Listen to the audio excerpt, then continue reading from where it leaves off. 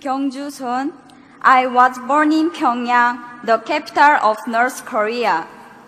I came to South Korea in 2009. I am 18 years old, and I am currently in my second year of high school.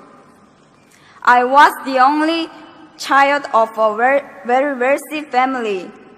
My father was an assistant of Kim Jong-il, who is the leader of North Korea.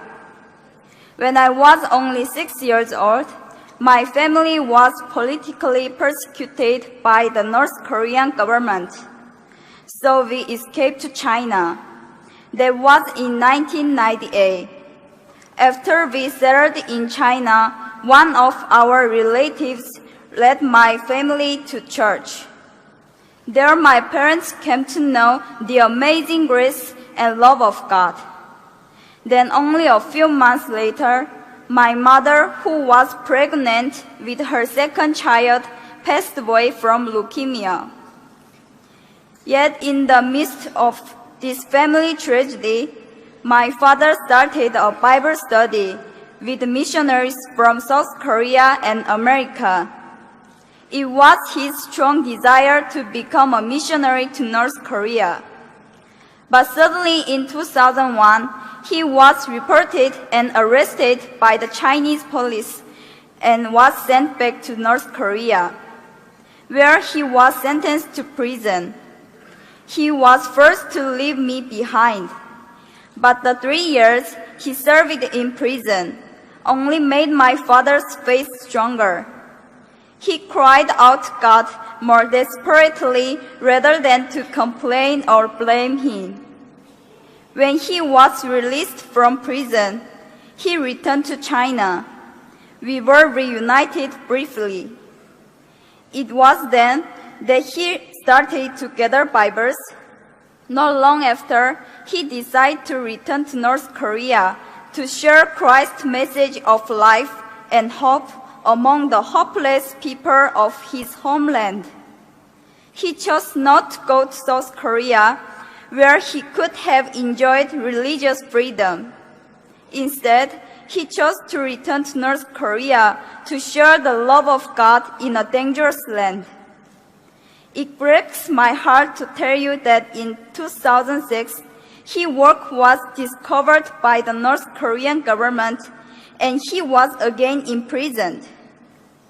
I have heard no word from my father nor about him ever since. In all probability, he has been shot to death in public on charges of treason and espionage, as is so often the case for persecuted Christians in North Korea. When my father was arrested the first time in 2001 and was forced to leave me and return to North Korea, I was not yet a Christian. That's when I was adopted by a young Chinese pastor's family. They showed me great love and care. Through them, God protected me. But the pastor and his wife had to go to America in 2007. Shortly after that, I was given the opportunity to go to South Korea. It was while I was still in China, staying at the Korean consulate in Beijing, waiting to come to South Korea. Late one night, I saw Jesus in a dream. He had tears in his eyes. He walked towards me and said, "Kyung Ju, how much longer are you going to keep me waiting? Walk with me. Yes, you lost your earthly father, but I am your heavenly Father, and whatever has happened to you was because I love you." After I woke up from the dream, I kneeled and prayed to God for the first time. That night, I realized that God, my Father, loves and cares about me so very much that He sent His Son Jesus to die for me. I prayed, "God, here I am. I just lay down everything and give you my heart, my soul, my mind, and my strength. Please use me as you will." Now, God has placed deep in my heart a great love for North Korea. just as my father was used there for God's kingdom.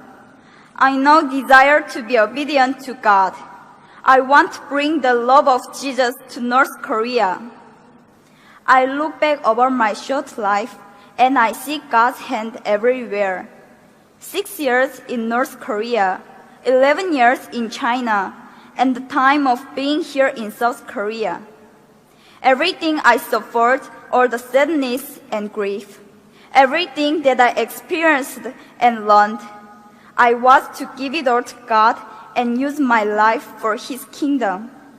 I hope to honor my Father and to bring glory to my Heavenly Father by serving God with my whole heart. Currently, I am working hard to get into university to study political science and diplomacy. Then, I want to work for the rights of the people of North Korea whose rights have been taken away. I believe God's heart cries out for the lost people of North Korea.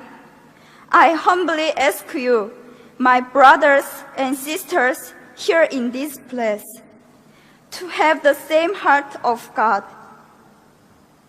Please pray that the same light of God's grace and mercy that reaches my father and my mother and know me will one day soon dawn upon the people of North Korea. My people, thank you.